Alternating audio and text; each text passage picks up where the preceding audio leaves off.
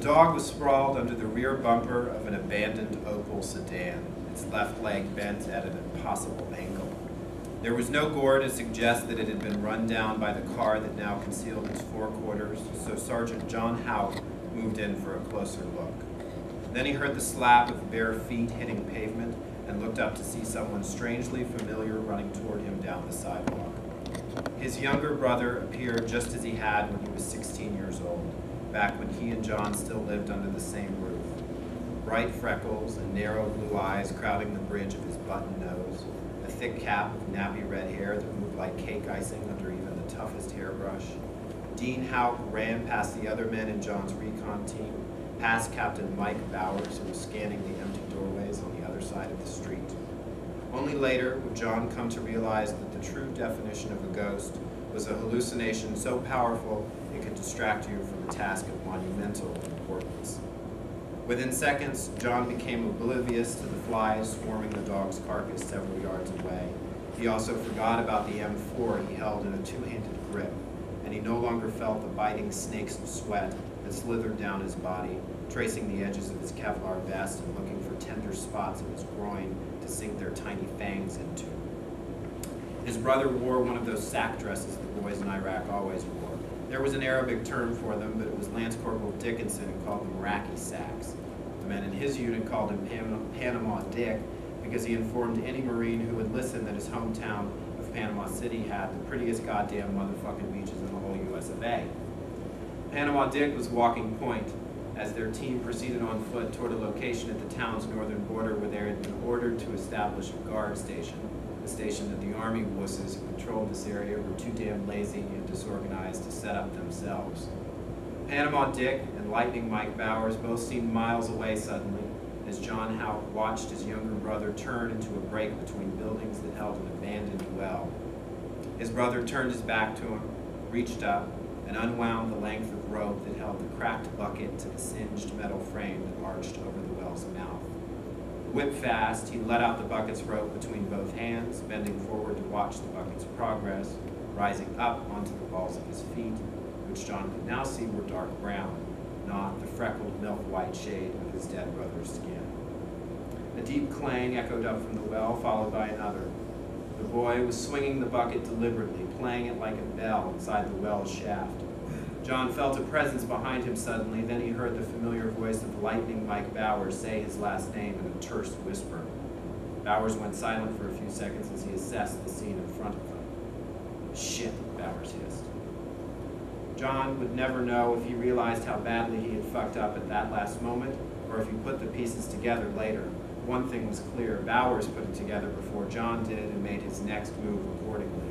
The dog's impossibly bent carcass positioned conspicuously with its lower half exposed, the boy's dark skin and tight cap of ink-black hair, nothing like his younger brother's.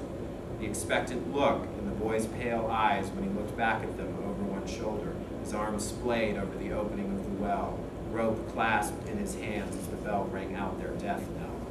And then the dog's carcass vanished into a blinding flash. The back end of the Opel sedan rose into the air on a bed of jagged white flame. At the precise second when he expected the shrapnel to tear into him, John ate dust and felt the weight of Mike Bowers come down onto him.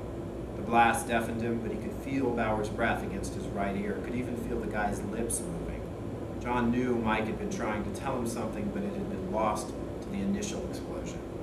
Then the weight pressing down on John got heavier. Once Bowers was pulled off him, John still found himself unable to move and deafened by the blast. Thick black smoke blinded him. In a vague way, he knew that he had no sense of time, that he was fading in and out without losing consciousness.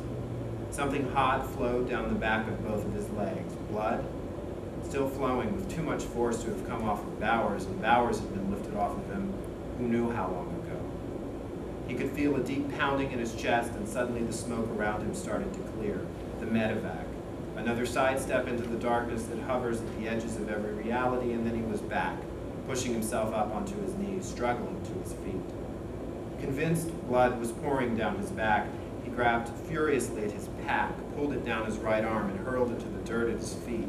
Not blood, water, leaking all over the place.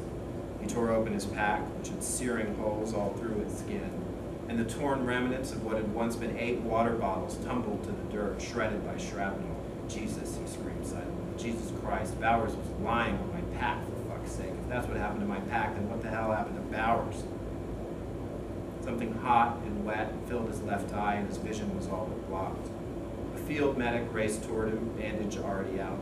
The medic pressed the bandage to the left side of John's face with one hand and forced him back down into a seated position with the other.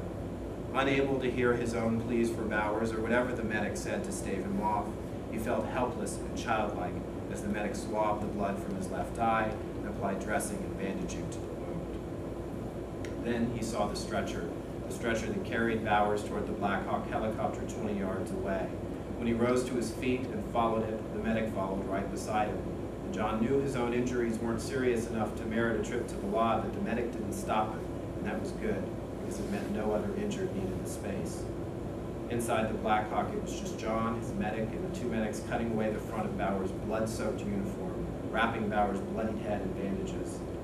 Before the medic could start to work on his face, John looked out the window, saw the other men in his team returning to the street. Some of them had fanned out in search of the triggerman, but others had stayed behind. He watched them watch the chopper take off, and he could feel the accusations in their stares.